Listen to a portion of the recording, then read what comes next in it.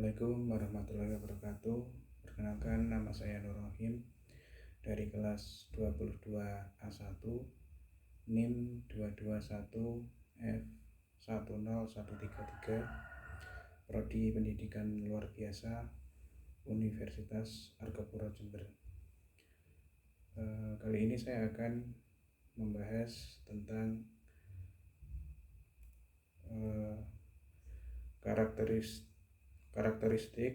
identifikasi, dan layanan pendidikan anak tunalaras dengan dosen pembimbing Ibu Sugi Hartati, SPD, MD.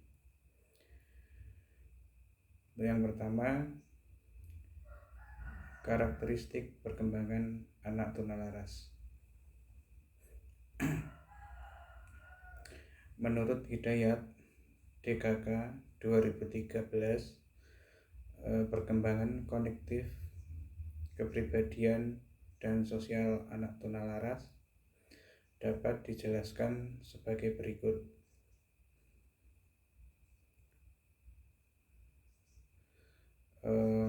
Yang pertama, kepekaan sosial atau social sensitivity.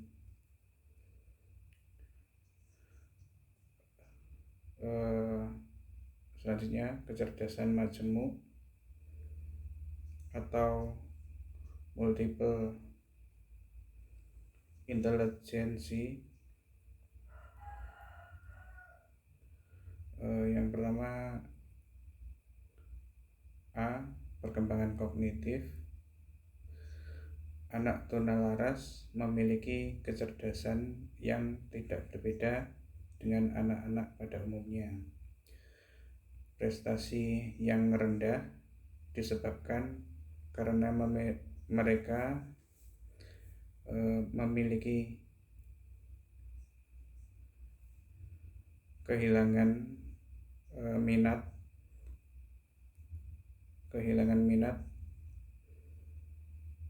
dan konsentrasi belajar karena masalah gangguan emosi yang mereka alami. Kegagalan dalam belajar di sekolah sering menimbulkan anggapan bahwa mereka memiliki intelijensi yang rendah. Kelemahan dalam perkembangan kecerdasan ini justru yang menjadi penyebab gangguan tingkah laku yang dihadapi.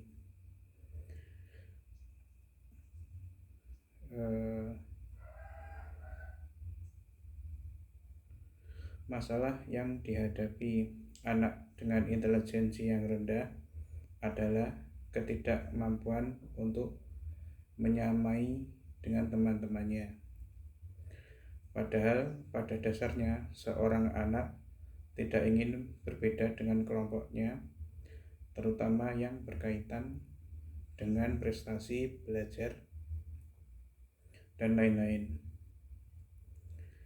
B. Perkembangan kepribadian. Kepribadian merupakan struktur yang unik.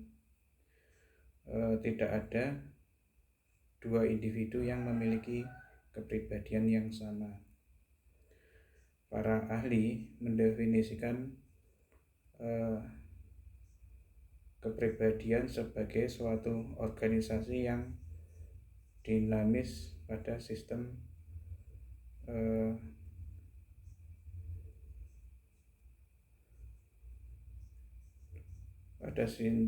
psikofisis individu yang turut menentukan caranya yang unik dalam menyesuaikan diri dengan lingkungannya. Tingkah laku yang ditampilkan orang ini erat sekali kaitannya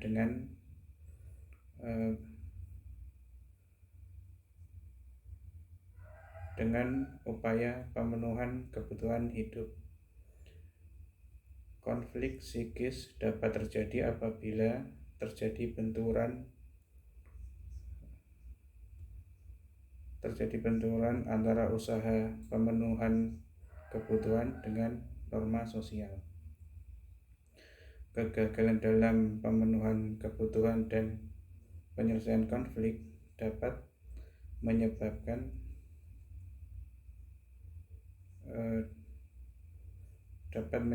stabilitas emosi terganggu. Selanjutnya mendorong perilaku menyimpang dan dapat menimbulkan frustasi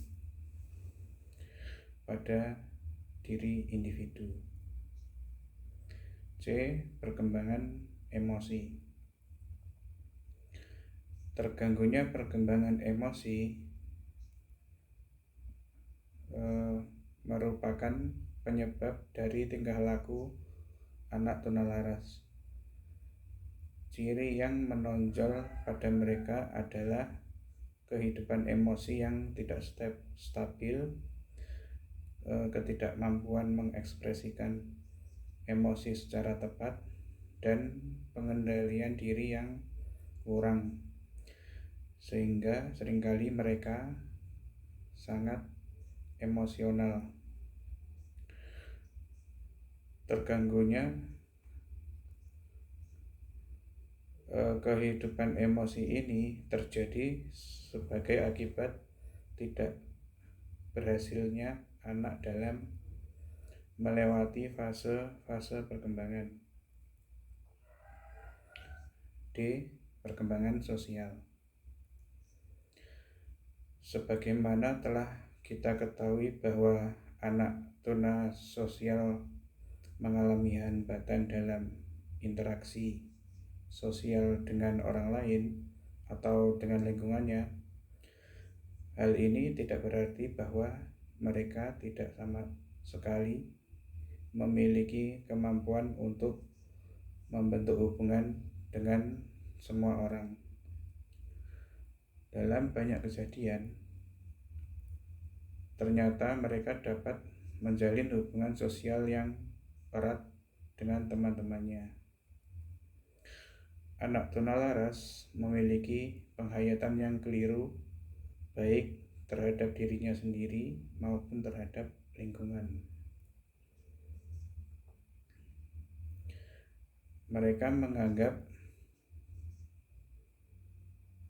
dirinya tidak berguna bagi orang lain dan merasa tidak berperasaan. Oleh karena itu, timbullah kesulitan apabila akan menjalin hubungan dengan mereka. Yang selanjutnya, identifikasi anak tunalaras. Menurut Hidayat DKK 2013, terdapat beberapa cara atau metode yang dapat digunakan untuk mendeteksi atau identifikasi secara dini terhadap anak yang mengalami gangguan tunalaras. Antara lain yaitu sebagai berikut. A. Psikotes. Psikotes dilakukan untuk mempengaruhi kematangan sosial dan gangguan emosi. Sedangkan alat tes yang lain yaitu tes proyeksi yang memiliki beberapa jenis tes, yaitu 1.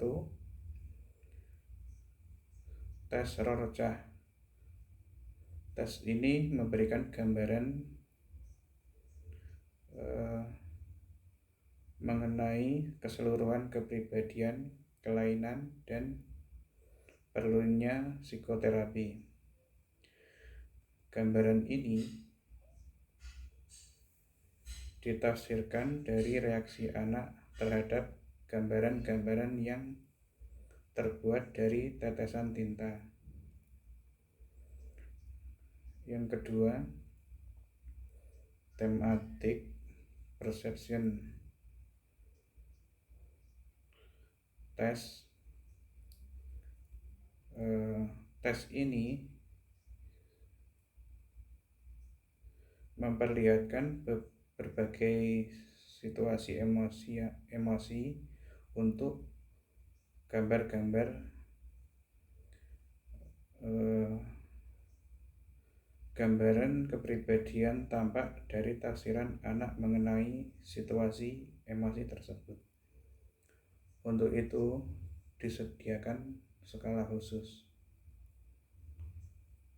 Yang ketiga, tes gambar orang. Dalam tes ini persoalan-persoalan emosi tampak dari gambar-gambar yang harus dibuat oleh anak.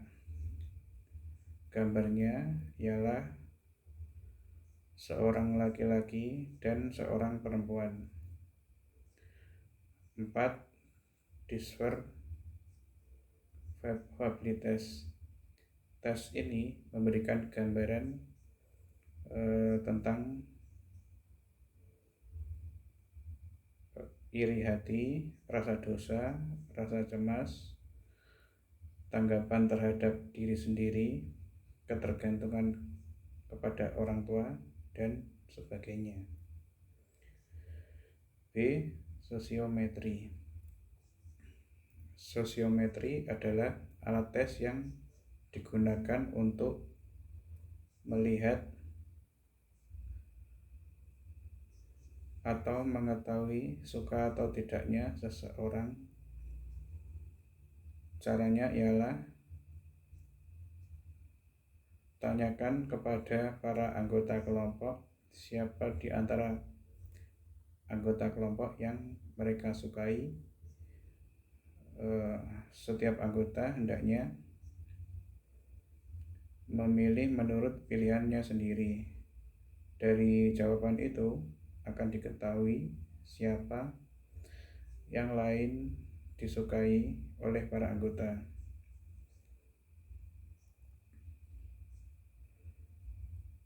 Perlu diperingatkan bahwa hasil sosiometri adalah hasil sementara yang perlu ditelaah lebih lanjut.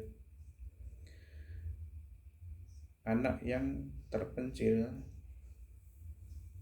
dalam suatu saat belum tentu anak yang tunalaras, bahkan mungkin tidak terpencil lagi dalam sosiometri berikutnya. Walaupun demikian, sosiometri dapat dipakai bersama-sama cara yang lain. C. Membandingkan dengan tingkah laku anak pada umumnya. Keadaan tunalaras dapat diketahui dengan jalan membandingkan tingkah laku anak dengan tingkah laku anak pada umumnya. Pekerjaan membandingkan dapat dilakukan oleh setiap orang dewasa. Anak yang jahat dapat diketahui jahatnya oleh masyarakat. Demikian juga anak yang tidak jahat tetapi kelakuannya tidak sesuai dengan norma-norma yang berlaku diketahui oleh masyarakat. Masyarakat mempunyai ketentuan-ketentuan untuk menetapkan jahat atau tidaknya, atau serasi dan tidaknya anak pada anggotanya. Siapa yang melanggar ketentuan ini akan dibenci, dimarahi, diasingkan, malah ditindak. Tetapi yang baik akan dihargai, diterima kehadirannya, malah dipuji. Yang D. Memeriksakan ke psikiatri anak. Bentuk usaha lain untuk mengetahui anak tunalaras yaitu dengan memeriksakan ke psikiatri. Tugas pokoknya ialah melakukan usaha rehabilitasi dan penyembuhan terhadap mereka yang mengalami kelainan psikis, tetapi juga dapat menentukan seorang anak memiliki kelainan laras atau tidak. Dalam surat yang telah dikeluarkan oleh klinik,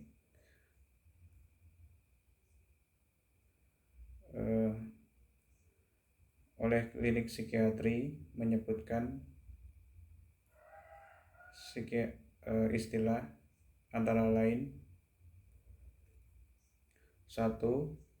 Anxiety-hysteria, atau merasa takut terhadap sesuatu atau seseorang tanpa alasan yang bisa diterima. Perasaan ini lahir dari usaha menekankan hasrat yang sifatnya naluriah. 2. Conversion hysteria,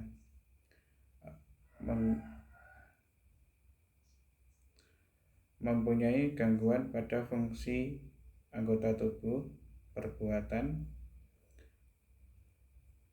gangguan pendirian. Gangguan tersebut lahir akibat usaha lama menekan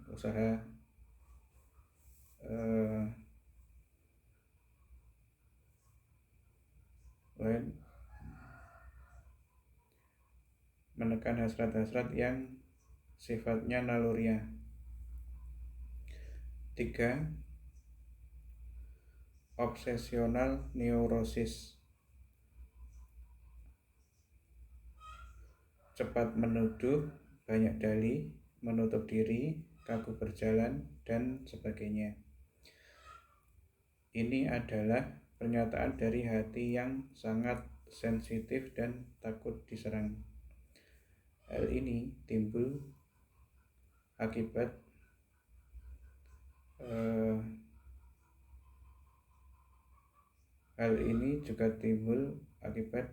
dari usaha menoleh suatu hasrat. Yang keempat, sexual perversion,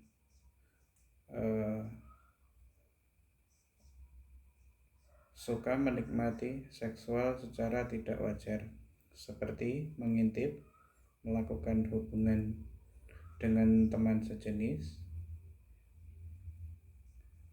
Yang kelima, karakter neurosis, perubahan tingkah laku yang lahir dari konflik yang tidak mendapat penyelesaian. 6. Secose anak,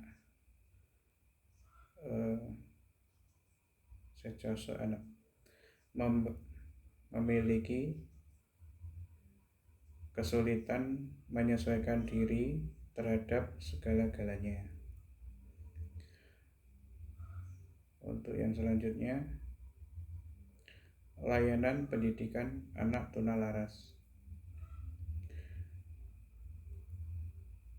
Program pendidikan bagi anak tunalaras atau gangguan emosi membutuhkan perhatian, termasuk dukungan moral, bantuan agar mereka menguasai akademisnya, membangun kemampuan sosialnya, meningkatkan kesadaran diri, kemampuan mengontrol diri, dan kepercayaan diri. Menurut Mei Mulyani dan Karyoto 2013, terdapat beberapa hal yang dapat dilakukan untuk memenuhi kebutuhan pendidikan anak tunalaras, yaitu 1. Berusaha mengatasi semua masalahnya dengan menyesuaikan proses pembelajaran sesuai dengan kondisi anak tunalaras. 2.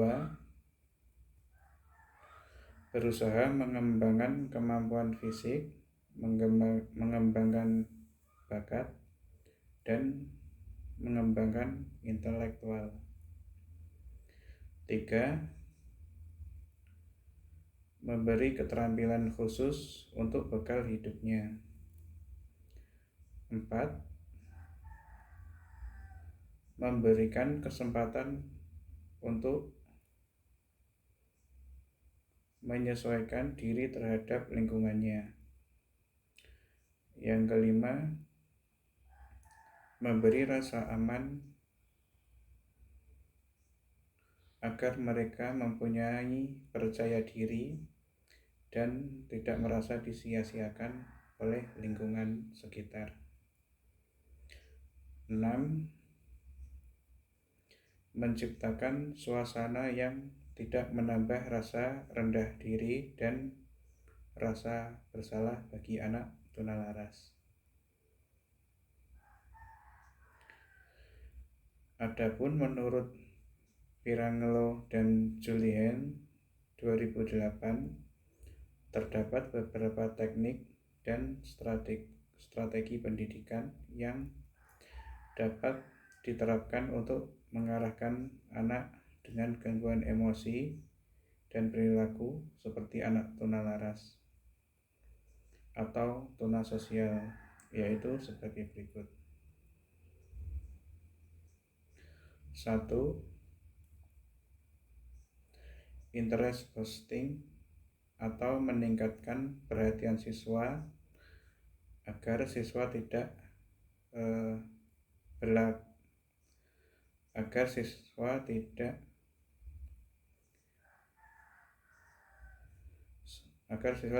selalu bertindak di luar pelajaran atau menyimpang dari materi yang sedang diajarkan.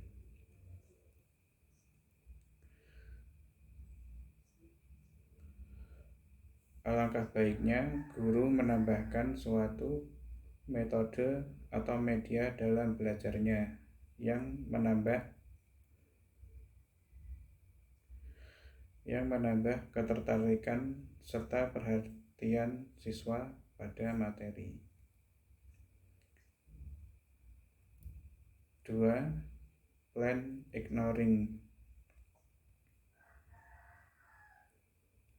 atau perencanaan teknik pengabaian atau penolakan. Teknik ini merupakan bagian dari modifikasi perilaku. Keberhasilan dari teknik ini dipengaruhi oleh perencanaan yang matang sebelum perilaku yang tidak diharapkan terjadi. Misalnya, ketika dalam situasi pembelajaran salah satu siswa berusaha untuk mencoba perhatian dengan mengganggu siswa yang lain, maka guru dapat menerapkan teknik pengabaian yang diwujudkan dengan tidak memanggil siswa tersebut, tetapi tetap melanjutkan kegiatan belajar mengajar. Penting bagi guru untuk menyediakan penguatan positif. Jika perilaku yang diharapkan muncul,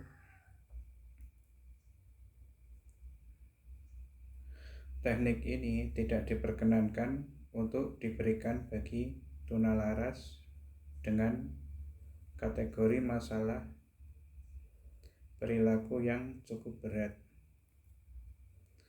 3. Providing more information atau memberi informasi lanjutan.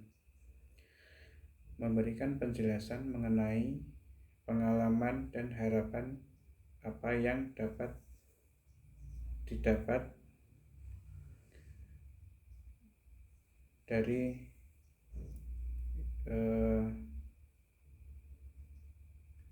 hasil belajar siswa. Jika siswa tidak bereaksi saat melakukan kesalahan persepsi atau kesalahpahaman,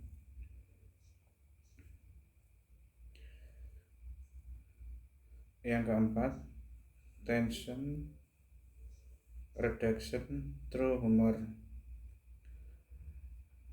mengurangi ketegangan dengan humor. Seringkali suatu masalah yang potensial sekalipun akan teredamkan dengan humor. Kecemasan, ketakutan, bahkan sebuah tantangan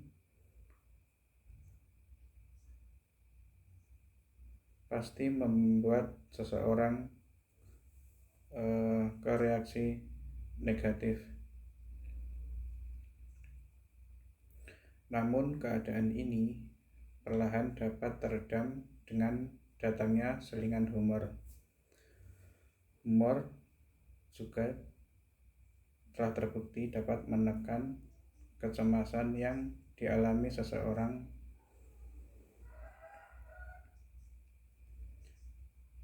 karena ekspresi mereka terbawa ke arah positif dan muncul dalam bentuk sebuah senyuman atau tawa.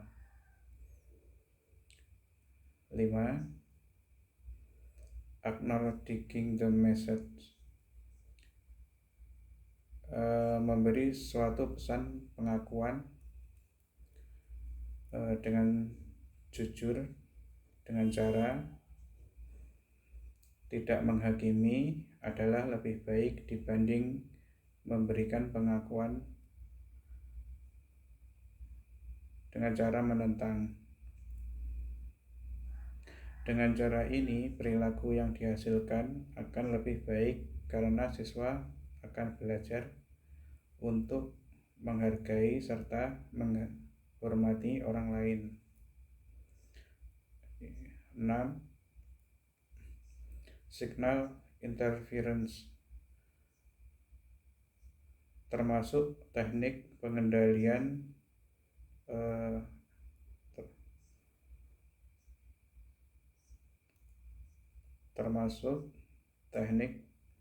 pengendalian emosi dan perilaku siswa dengan cara non-verbal saat perilakunya menyimpang.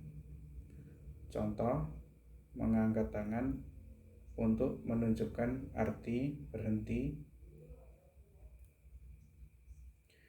Yang ketujuh, proximity control atau kontrol kedekatan.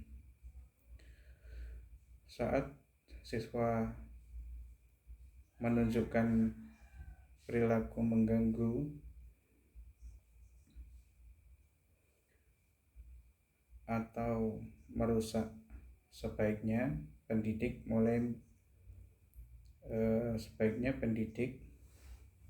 mulai bergerak mendekati siswa sambil membawanya ke aktivitas dengan kelompoknya. Tidak ada hukuman apapun yang diberikan kepada siswa pada saat itu. Pada umumnya, dengan adanya kehadiran orang yang lebih dewasa di dekatnya, cukup untuk meredakan perilaku ringan yang menyimpang. Maka perlu diperhatikan apakah siswa merasakan kedekatan itu sebagai sebuah ancaman atau tidak. Yang ke-8, harden help atau bantuan rintangan.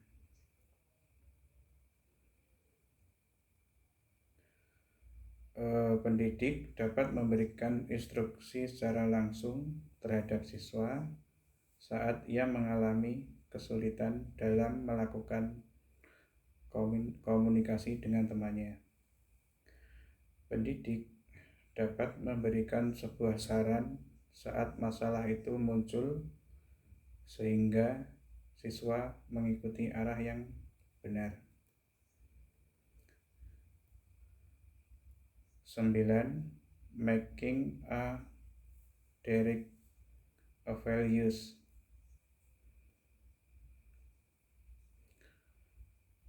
Membuat nilai pembanding langsungan.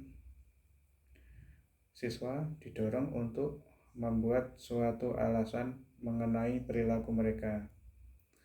Siswa didorong untuk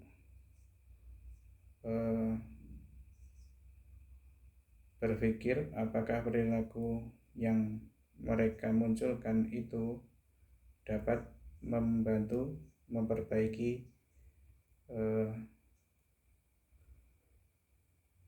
situasi atau tidak.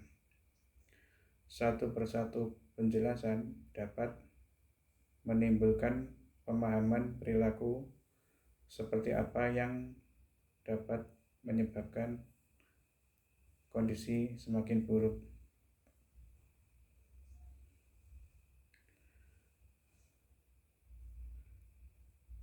Kemudian menemukan sikap yang tepat yang dapat membantu siswa fokus pada masalah yang dihadapi.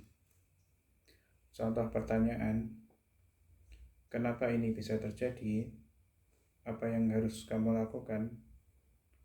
Bagaimana perasaanmu? Mengapa kamu bersikap demikian?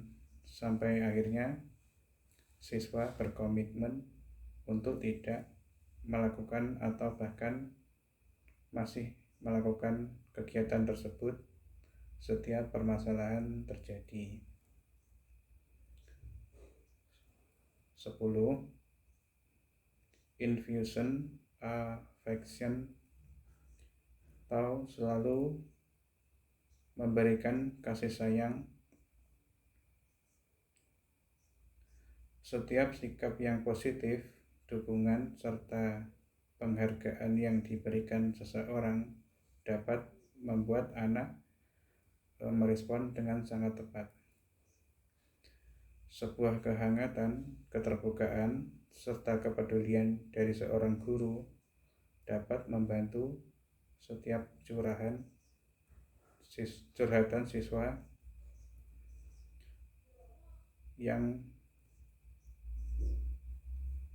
tentang masalah yang dialaminya, sehingga siswa dapat bersikap dengan tepat dan masalah tersebut tidak menjadi semakin parah. Ya, demikian tadi pembahasan saya mengenai karakteristik, identifikasi, dan layanan pendidikan anak tunalaras. Kurang lebihnya mohon maaf yang sebesar-besarnya. Akhir kata, wassalamualaikum warahmatullahi wabarakatuh.